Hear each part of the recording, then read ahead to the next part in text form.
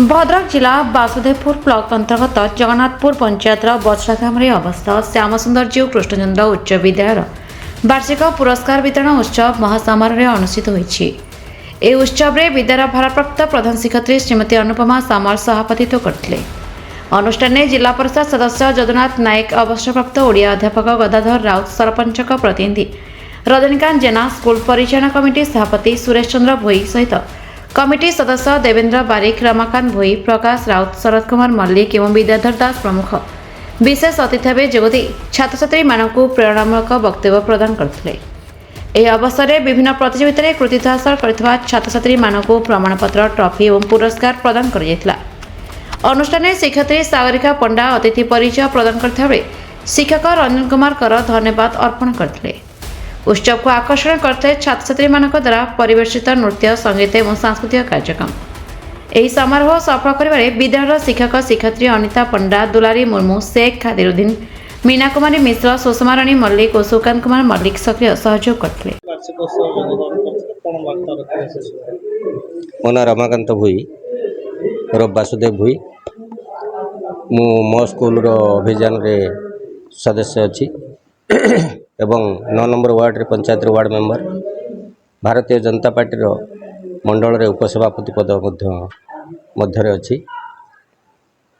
मु आसी आज जो आमर हेड मिसेस आमर अनुदीदी निमंत्रण पठे मो स्कूल अभियान मेंबर हिसाब रे मुझे उपलब्धि कली जे पिला माने आमर बहुत आगु को जाइछंती तांकर शिक्षकता एवं शिक्षयित्री प्रेरणा रे।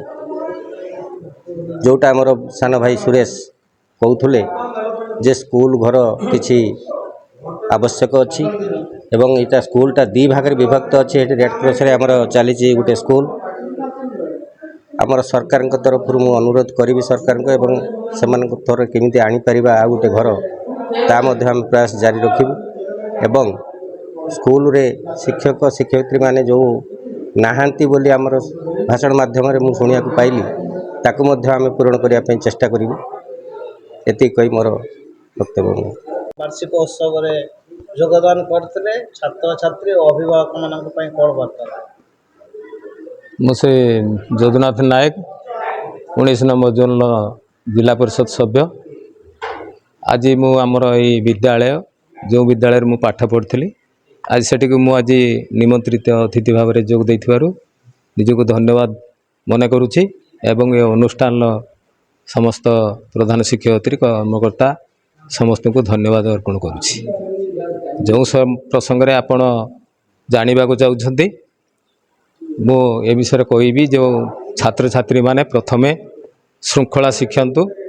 प्रत्येक नागरिक पछरे श्रृंखला बड़ उपादान सदृश काम करता है। तेणु श्रृंखला एवं गुरु भक्ति पितामाता को एवं शिक्षक शिक्षक को समस्ते गुरु भक्ति करंतु। तांकर आशीर्वाद रे भविष्य रे से माने जने जने बड़ नागरिक हेबे एथरे तिले मात्र संदेह नाही। मु श्रीमती अनुपमा सामल यही श्याम सुंदरजी कृष्णचंद्र उच्च विद्यालय भारप्राप्त प्रधान शिक्षयित्री अच्छी एवं आज आमर वार्षिक पुरस्कार वितरण उत्सव पालित होउछि। विद्यालय समस्त छात्र छात्री बहुत खुशी अच्छा, खुशीर माहौल अच्छी उठे। अभिभावक मान आसछंती, ग्रामर सरपंच प्रतिनिधि मो पाखे अच्छा। एतद व्यतीत अन्य अतिथि माने भी आमर सभार मंचर अच्छा। आ पिला माननकु आ पूर्वर आमर वार्षिक क्रीड़ा उत्सव होइतिला एतिरे जो पिला माने कृतकार्य होइतिले समानकु आज पुरस्कार वितरण करा जिवो।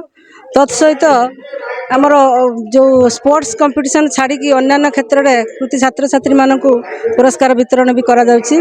एवं आजिर ए शुभ अवसर रे समस्त पिला मानकु मोर अनेक अनेक स्नेह आशीर्वाद एवं एतिकी ठाकुर पाखे प्रार्थना करबी जे विद्यालय छात्र छात्री माने बहुत आगु जातु, ये अनुष्ठान उन्नति करू एवं सारा विश्व रे यार नाम प्रतिपादन हो। Bhadrak Sheikh Syed Kadar report the Republic Odisha 24 news.